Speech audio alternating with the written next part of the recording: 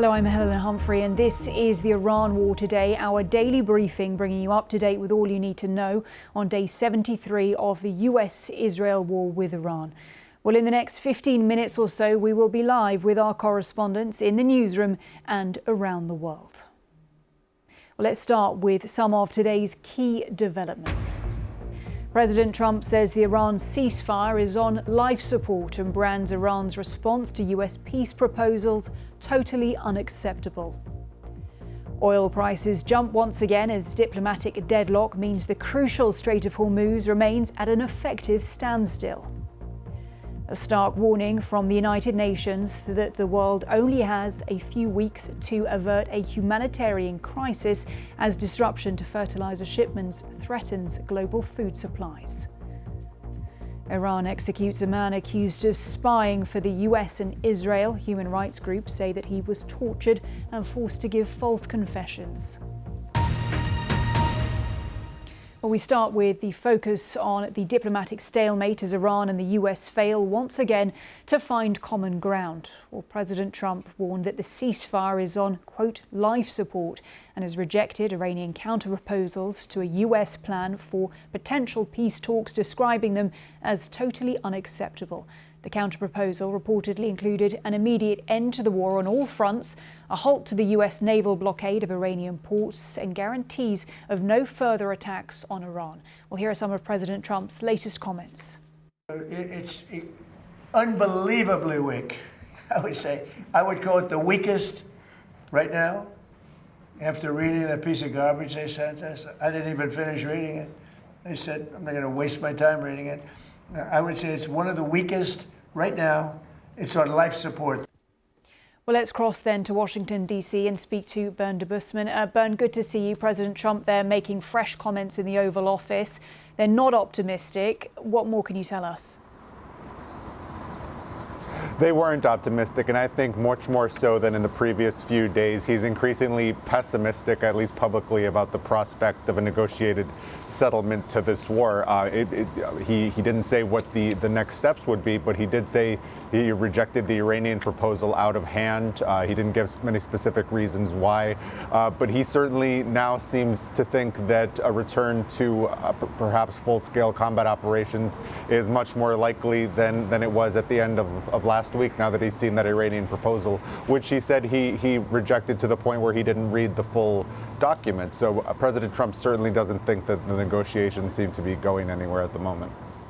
Bernd, thank you very much indeed. Well, the stuttering peace negotiations mean that the Strait of Hormuz, that vital passageway sandwiched between Iran and Oman, effectively remains closed with profound economic and potentially humanitarian consequences. Oil prices have risen following President Trump's rejection of Iran's demands.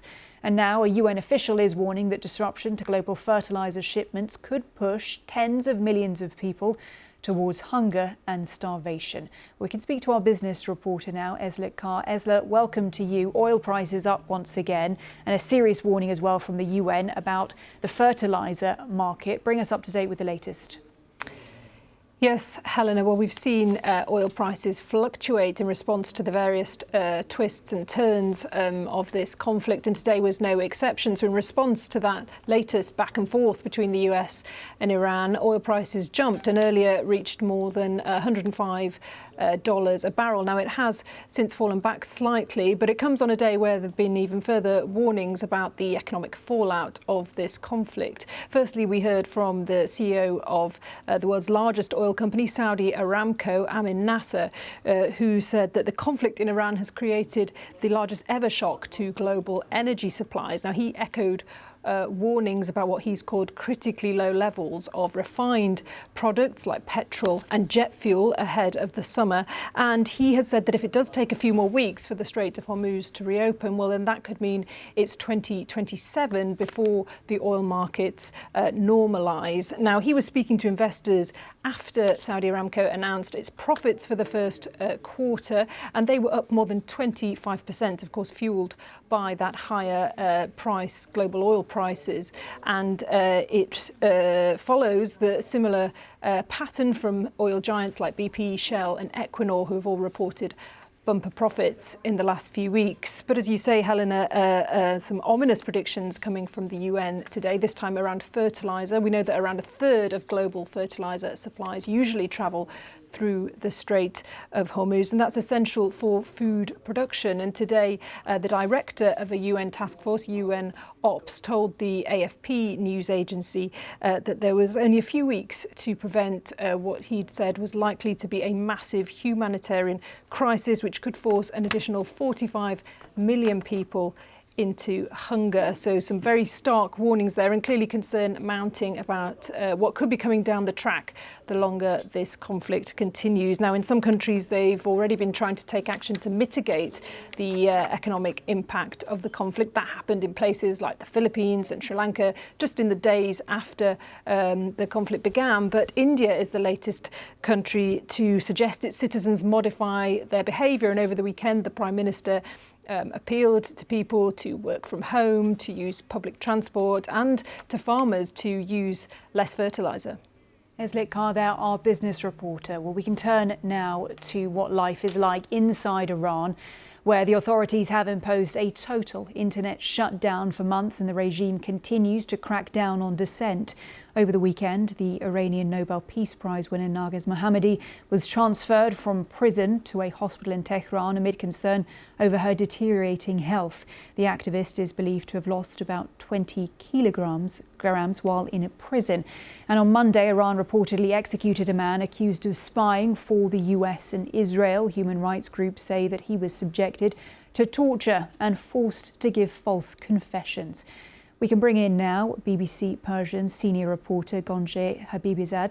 Gonche, what more do we know about these cases, and what does it say about how the Iranian regime is treating its citizens at this point in the conflict? Iran so far has executed 29 individuals since the war started on 28 Feb. And the accusations vary from allegedly having ties with an exiled opposition group to spying for Israel and the US. But a large portion, and reported 12 of these executions, are related to the protests that happened recently in January in Iran. Those deadly protests, and Donald Trump had said during that time that the US is locked and loaded to help the protesters. And also when he attacked Iran, some were speculating that the attack was related to the help that he was promising. But right now, Iran is left in a position way worse than it was before the war. 2 million have lost their jobs inside Iran as a result of attacks on petrochemical companies, steel companies, and the situation inside Iran. The UN has said that more than 4,000 have been arrested so far inside the country, and checkpoints are still there from what I'm hearing from those inside. And the main squares of the cities that we saw massive protests happening in January, now they're filled every night with those who support the establishment, with rallies by them. And they're continuing every night on state TV. When I've been monitoring it, I've been seeing these rallies. And it doesn't seem like, ever since the war started, it has led to a regime change or the protesters coming out. And also they fear for their lives. When I have been talking to some of them, they're saying we will be risking our lives if we come out and protest against the establishment. Gonche, many thanks for that reporting. Let's return now to the big picture and the faltering negotiations over securing long-term peace in Iran. The Trump administration has repeatedly signalled that the war is ending soon, but diplomatic efforts appear to be making little headway, with each side accusing the other of making unreasonable demands. With me now is our diplomatic correspondent, Paul Adams. Diplomatically speaking, Paul, how large is the gap between both sides right now? It's a little hard to tell because we're never getting an official readout from either side of what is exactly being proposed. We know the general contours. I think essentially you can boil it down to Iran wants an end to the war up front and a pledge that the war is over, no more return to fighting. Whereas the Trump administration wants some kind of nuclear commitment to suspend enrichment for a protracted period of time, a pledge never to develop a nuclear weapon. Now, from what we understand and what Iran's state broadcaster was reporting today, the latest Iranian demands include US war reparations, something the Trump administration is most unlikely to offer, recognition of its sovereignty over the Strait of Hormuz. Now, of course, that's been the big achievement, if you like, of Iranian achievement of the war, to establish this sort of stranglehold over the strait. Again, that is a complete non-starter, not just for the Trump administration, but for much of the world. And an end to US sanctions. Now, that's something that certainly could be part of a deal. No mention there of anything to do with the nuclear file. I think the Iranians want to bring the war to an end, address those issues, and then at some point in the near future come on to the question of its nuclear program. That is an unacceptable formula for the Americans. And Paul, if you've got then these two very different proposals essentially on paper from both sides, from what we know, at least you've got this tough rhetoric from President Trump that we've been hearing in the past few hours. I guess the question is, what gets them back at the table again? I think it is the pain, the economic pain that's being felt. You know, it is pretty clear that neither side wants to resume a shooting match. Donald Trump, for all his rhetoric, it seems very reluctant to go back there. You know, he's got a big trip to China coming up in a couple of days. He certainly doesn't want this to explode in his face while he's in Beijing, because the war is causing the Chinese enough difficulties as it is.